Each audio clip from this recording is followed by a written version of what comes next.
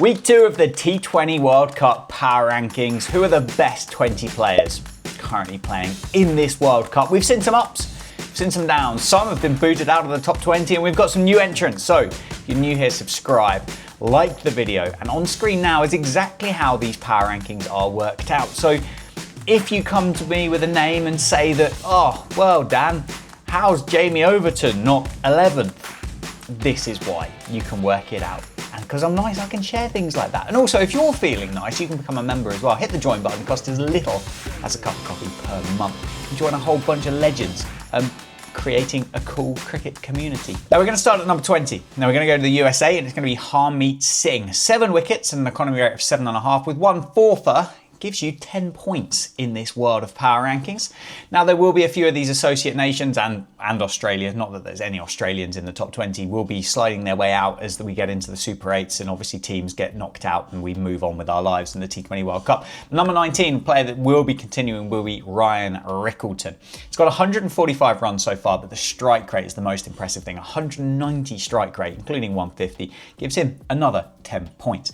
Number 18, Nepal. Again, a new entrant, somebody that's did very, very well in the second week of the competition. With a couple of 50s, 144 strike rate, it's Dipendra Singh Ari as well. Gives him 10 points.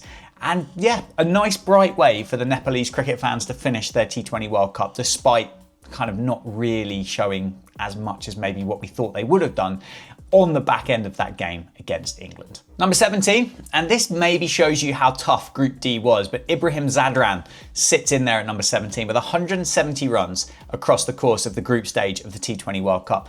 And the thing that might shock you is who's actually currently sat at number 1 too. But Afghanistan no longer part of the World Cup. Jonathan Trott has left as head coach as well. So Ibrahim Zadran will be clinging on to these power rankings as the tournament goes on. I suspect we probably won't be mentioning him again. Number 16 is Kusal Mendes, one of the highest run scorers in the T20 World Cup. He's got 182 runs across the course of the groups for Sri Lanka. Sri Lanka look pretty dangerous. I'm not quite sure what's going to happen in the Super 8s, and a lot of people have been commenting telling me that the fact that England aren't going to do very well in Sri Lanka, but England won 3-0 in Sri Lanka in the T20 World Cup. Anyway, in the series preceding the T20 World Cup. The issue with Kusal Mendes here is the fact that it's the strike rate. It's 124. Now, it's not bad, but it's not groundbreaking, is it, really? And so that's why one of the leading run scorers is currently sat down in 16th place. Number 15 with 8 wickets, a good economy rate, is Lungi Ngidi. He's a guy that started off very, very well. Took the forfeit early doors in the competition. He's been rested by South Africa to make sure that he's ready for the Super 8, which I think is a great piece of business. And the fact that these groups are pre-seeded takes away any of the jeopardy with regards to finishing first or second, and you know exactly where you're going to be. He will keep going. I'm sure he's still going to have huge parts to play in this T20 World Cup, so I suspect he'll probably start to climb those rankings up back towards the top 10 where he was last week. Number 14, the Zimbabwean Brad Evans. Again, another massive wicket taker, and Zimbabwe topping that group, getting through to the Super 8s, will continue as well. Another 8 wickets for Brad Evans. He's going to have opportunities. They're going to be a tough team to play. And they are, in my opinion, in the harder group of the Super 8s, despite all 4 of them being group winners of their original groups. I don't understand how this has worked. I do understand how it's worked. I just don't like the fact that I understand how it's worked. But anyway, he continues. He's there, and he's been very good so far. Number 13, 8 wickets, an economy rate of 5.8 for Usman Tariq. Everybody's favourite. Firstly, incredibly skillful, very talented and unique. And I love a bit of uniqueness when it comes to cricket. We talk so much about batting improvisation, but we never ever get to talk about bowling improvisation without suddenly people turning around and saying that he's throwing it. And if you're not enjoying Usman Tariq as a cricketer, then I'm sure you're probably enjoying Usman Tariq as a comedy sketch across the course of everybody's social media accounts at the moment. But he's there in 13th place, and joining him on the same number of points as Varun Chakravarti in at 12th. He was brilliant against Pakistan, wasn't he? Someone that is warming up to this T20 World Cup.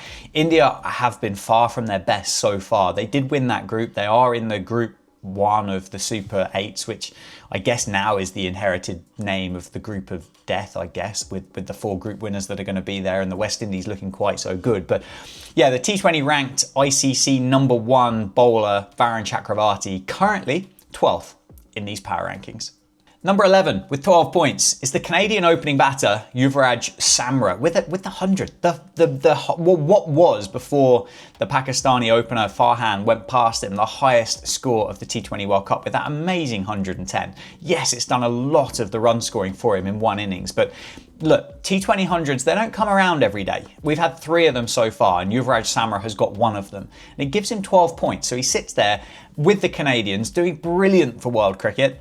They won't be part of the Super 8s.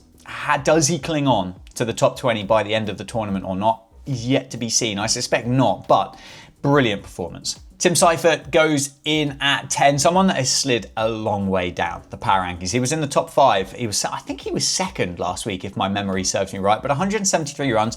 All of those pretty much came in the first week, including the 250s that he's got. An incredible strike rate of 167. New Zealand travelled to Sri Lanka for their group of the Super 8s, which could prove tricky. New conditions, new experiences, new teams to face for New Zealand. Are they going to get their bowling right is yet to be seen, but obviously Tim Seifert's just going to go out there and try and whack it from ball 1 anyway. So actually, probably not a lot changes for Tim Seifert. He's there in 10th place. 9th, Ishan Kishan. Again, that I mentioned about Varun Chakravarti's game against Pakistan. Ishan Kishan's game was phenomenal. I don't think anybody else faced the ball in the opening 8 overs of that game, and Ishan Kishan just hit it all over the place. In fact, I think there was a guy stood at the non-strikers end in a blue shirt, but if there wasn't, and it was quite frankly just against a bowling machine and Shaheen Shah Afridi, I wouldn't want to face it, but certainly gave a really good imitation of a bowling machine against Ishan Kishan in that game. Just hit the ball all over the place. What a phenomenal innings it was. An incredible strike rate, striking for the tournament of 202. So he's there inside the top 10. Number 8 is Aiden Markram, 178 runs. Brilliant strike rate of 187, 250s as well for the South Africa captain. South Africa have looked very, very good, haven't they? They really actually have looked very good. Is it time? Is it time that we see them lift the World Cup trophy? Maybe. They're in a great chance.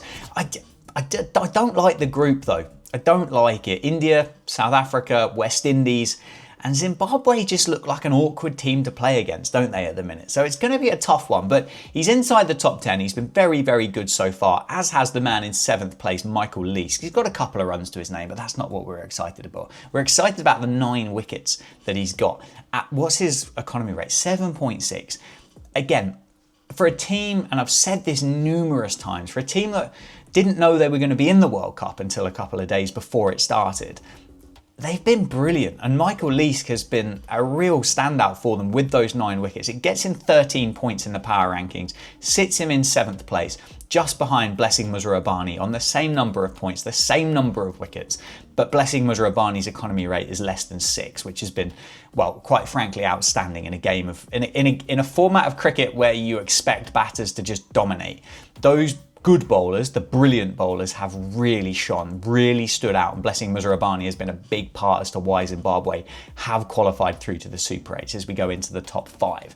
Now, 5th, Pathum Nissanka, 199 runs, the first 100 in this T20 World Cup. He scored against Australia up in Pallekele. Strike rate of 156, which is good. Not the highest through the course of it, but he's got a 50 to go with it as well. He's coming into a beautiful bit of form for Sri Lanka as they get into these, well, everything's a must-win game, but these feel slightly more important to win than maybe what the other ones did.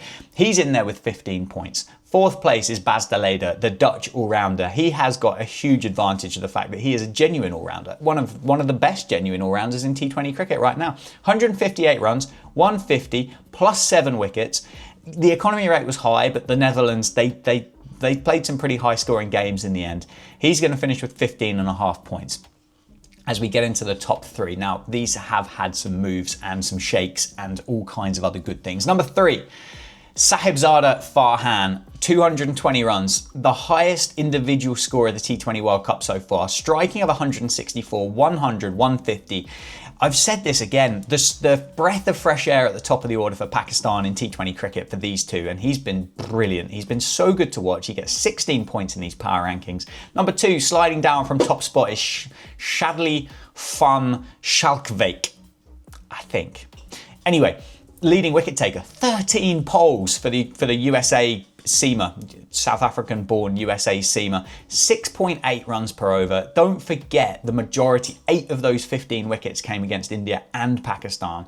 2 fourthers, 4 of which they came against them. 18 points for Van Schalkwijk. I think I'm getting it right. And in first place, the best player in the T20 World Cup, and this is outstanding really considering they have been dumped out, is Azmatullah Omarzai. Genuine all-round performance, right? 89 runs, not the highest, striking at 171, which is phenomenal. So he's not coming in, he's not having a huge amount of time to bat. 9 wickets, including 1 fourth, it gives him 21 points. Can he cling on? Can those guys cling on? Who's going to be there? Bearing in mind that, 3 of the top 5 teams are no longer part of it. These power rankings are going to change quite a lot. I hope you've enjoyed it. Let me know what you think about the rating system. Let me know who you think I might have missed. I'm curious to hear your thoughts. But if you're going to do that, do your workings out and tell me how many points they've got. I'll see you soon.